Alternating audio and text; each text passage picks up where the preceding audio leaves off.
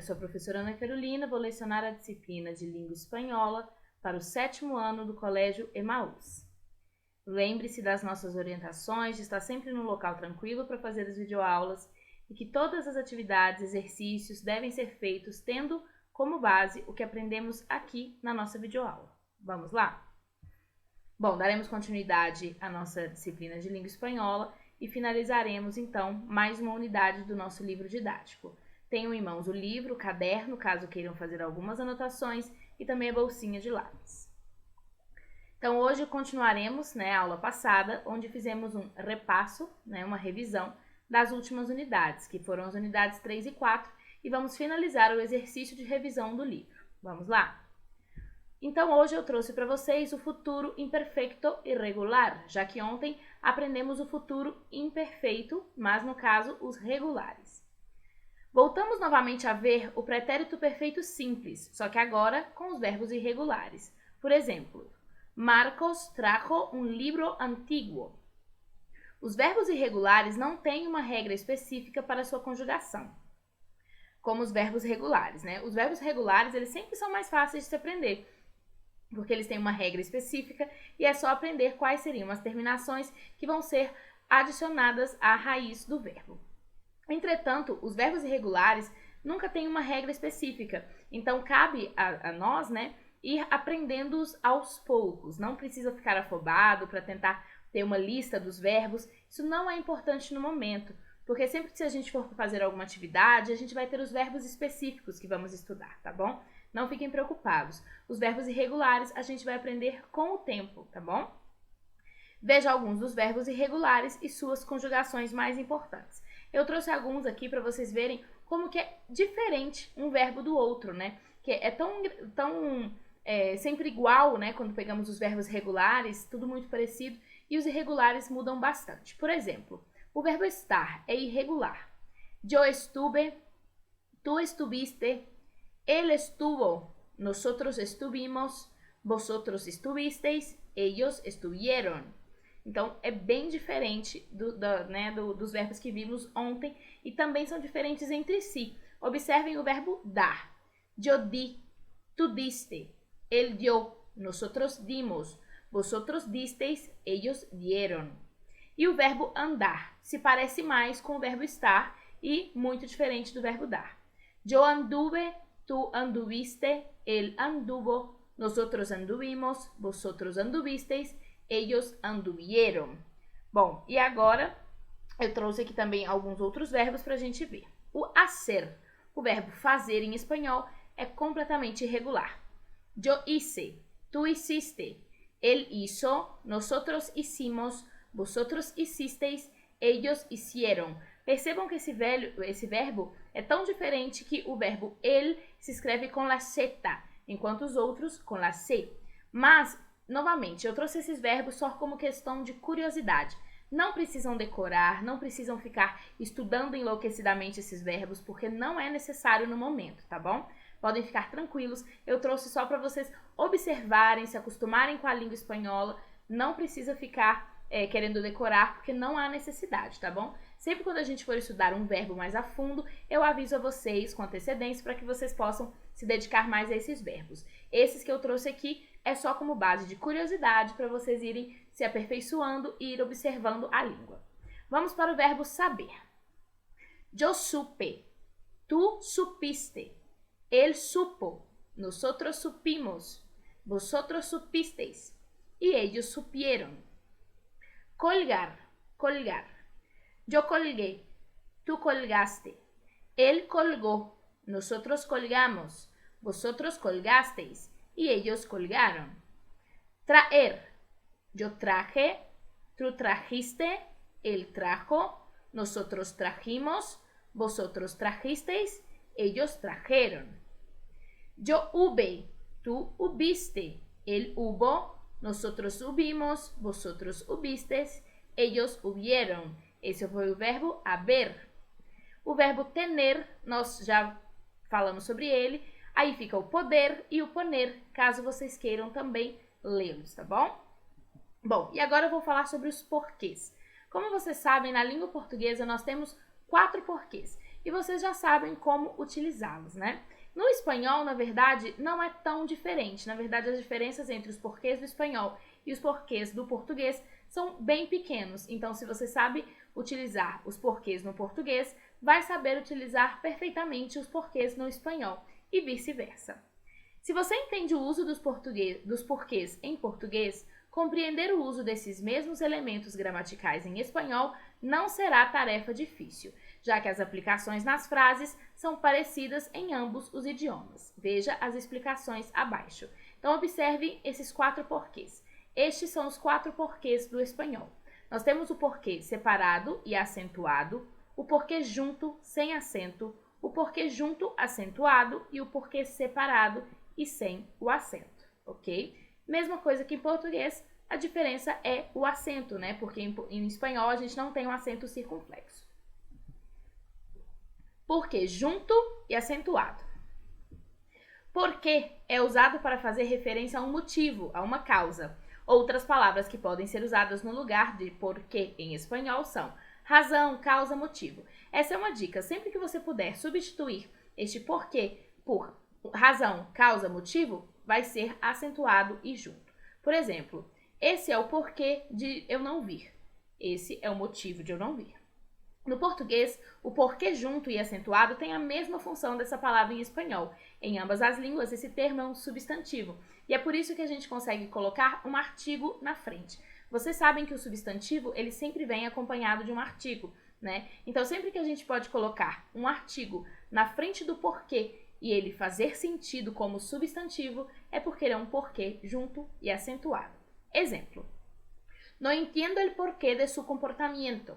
Ou seja, não entendo o porquê, o motivo, a razão do seu comportamento. No entiendo la razón de su comportamiento. No entiendo el motivo de su comportamiento. No entiendo el porqué de su comportamiento. Agora temos o porquê junto, porém sem acento. No espanhol também há diferença entre os porquês com ou sem acento. O porquê que não tem acento, por exemplo, é utilizado para responder perguntas feitas com porquê separado e com acento, assim como ocorre na língua portuguesa com porquê, próprio para respostas. Olhem só os exemplos. Por que lloras? Então a pergunta foi feita com o porquê separado e acentuado. E aí a resposta, por que me lastimé? Então, porque eu me machuquei. Junto, sem acento, né? Então, sempre que a gente for responder a algo, nós utilizaremos o porquê junto e não acentuado. O porquê separado e com acento é o seguinte. Agora é hora de falar sobre os porquês separados. Porquê com acento, em espanhol, resulta da junção da preposição por com o pronome interrogativo que. No idioma, o termo é utilizado em início de perguntas. Por que llegas tarde? Por que você chegou tarde?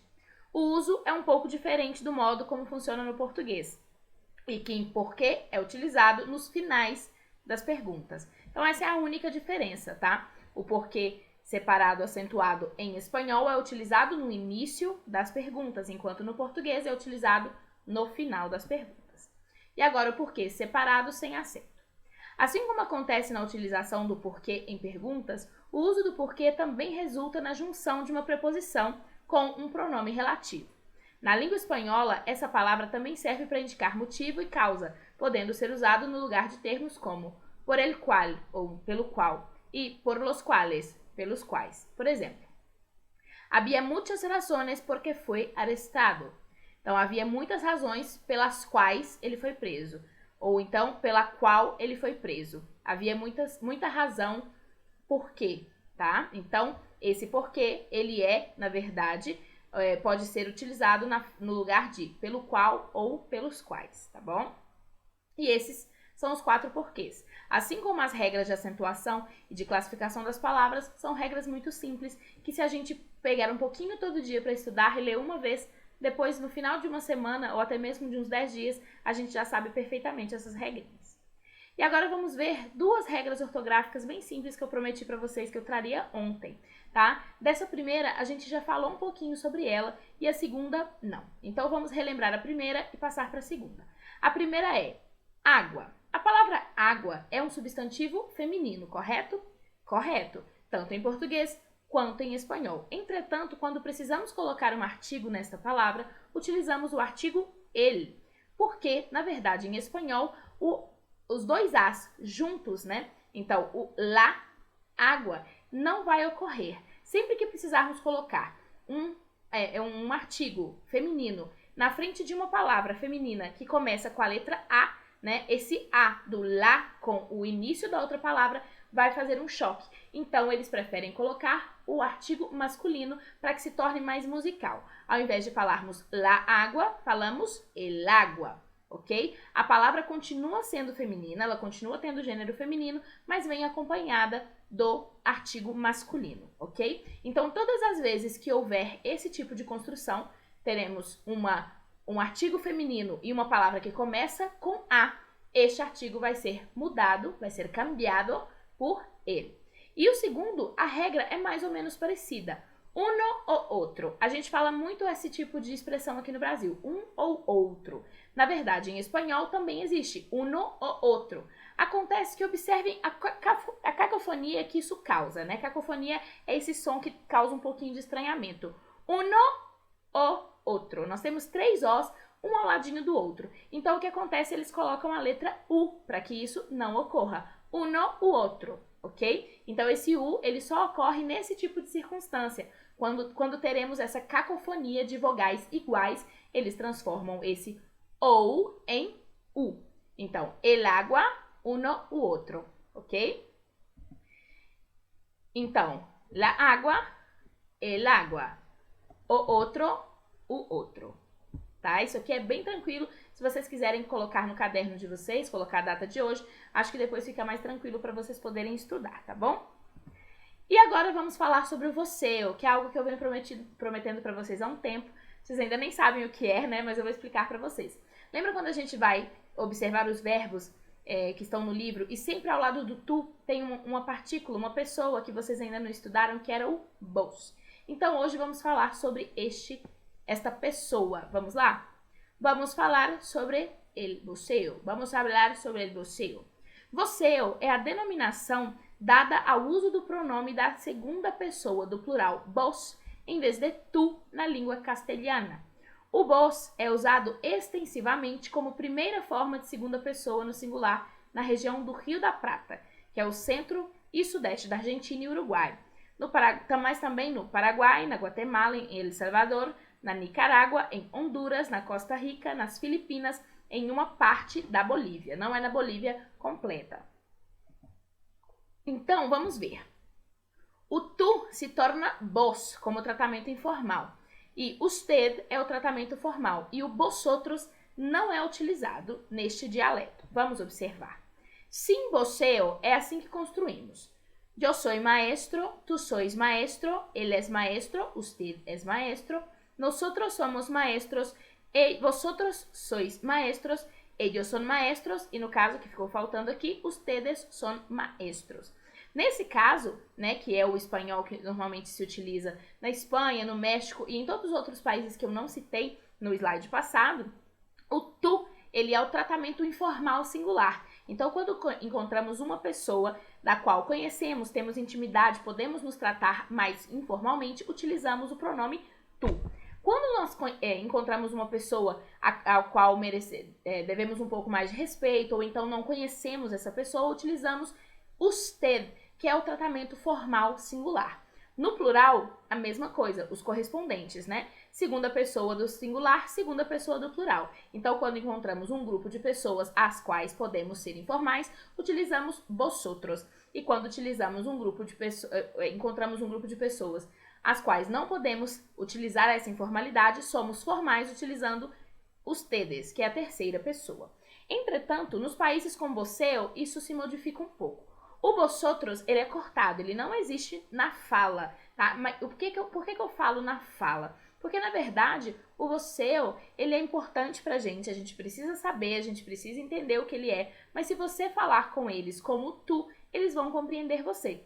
Mas é importante saber também para que vocês também possam entendê-los, ok? Então, em dialetos com voceo, o que acontece aqui? Vos sos maestro. A conjugação ela é um pouco parecida com vosotros e com tu. ela está no meio termo. Depois, nas próximas aulas, nós vamos aprender a conjugar esse verbo, tá? Não fiquem preocupados. Então, vós sos maestro. Esse se torna o tratamento informal singular. Percebam que não é vosotros, é vos. Usted continua como como tratamento formal singular. Então, isso não se modifica. O tratamento informal, vos, tratamento formal, usted. Entretanto, como não temos o vosotros, o tratamento formal e informal para o plural se torna ustedes. Então, nós utilizamos ustedes tanto informalmente quanto formalmente, ok? E agora, vamos para o repasso das unidades. Vamos seguir com o nosso exercício, fazer as páginas 72 e 73, para que na próxima aula a gente já possa entrar na quinta unidade. Vamos lá. Utiliza porquê, porquê, porquê e porquê e completa os espaços. Então, aqui nós temos um pequeno texto e vamos completar com os porquês. Se vocês quiserem pausar o vídeo para fazer essa atividade e voltar depois, eu acho ótimo, tá? Porque agora eu já vou ler colocando as palavrinhas. Vamos lá. Por que se escreve porquê? Porquê e porquê. Então, por que nós escrevemos porquê, porquê, porquê? Esses porquês diferentes, né? Cada forma indica funções gramaticais diferentes. Quando tem a função de substantivo, se escreve, nós acabamos de aprender. Quando temos a função de substantivo, escrevemos junto e com acento. Em uma sola palavra e com acento. E também pode ser a palavra tilde, tá? Normalmente a gente utiliza também tilde para acento. Para perguntar, se usa por quê separado com acento. Para perguntar, por que separado com acento. Para responder, devemos utilizar a forma por quê junto em uma sola palavra e sem acento. Ou seja, quando tem a função de substantivo, por quê junto com acento. Para perguntar, se usa por qué separado con acento. Y para responder, utilizamos la forma por qué junto y sin acento. Imagínate que eres periodista y que las noticias de hoy son buenísimas. Haz 4 tópicos titulares utilizando los verbos en futuro. Então, vocês precisam fazer, 4 tópicos de título utilizando os verbos no futuro. Podem utilizar todos os que estão no livro e todos esses que eu trouxe para vocês durante essa videoaula. Vocês precisam continuar essa matéria. En 2015, los ríos de las grandes ciudades brasileñas estarán totalmente descontaminados. Quem dera, né, gente? Em 2015 isso não aconteceu, mas vamos esperar pelo menos para 2025. Então, vocês vão continuar esse tópico. Periodistas são jornalistas, então a linguagem tem que ser formal, tá? E usem sua imaginação sem se esquecer de usar os verbos no futuro. Então, resposta pessoal. Utiliza as expressões me parece que, creo que, pienso que e contesta. ¿Qué sería necesario para disminuir el hambre en el mundo?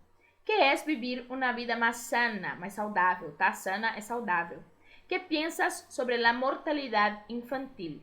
Então, são respostas pessoais, mas que vocês precisam iniciar com me parece que. Vamos dar exemplos?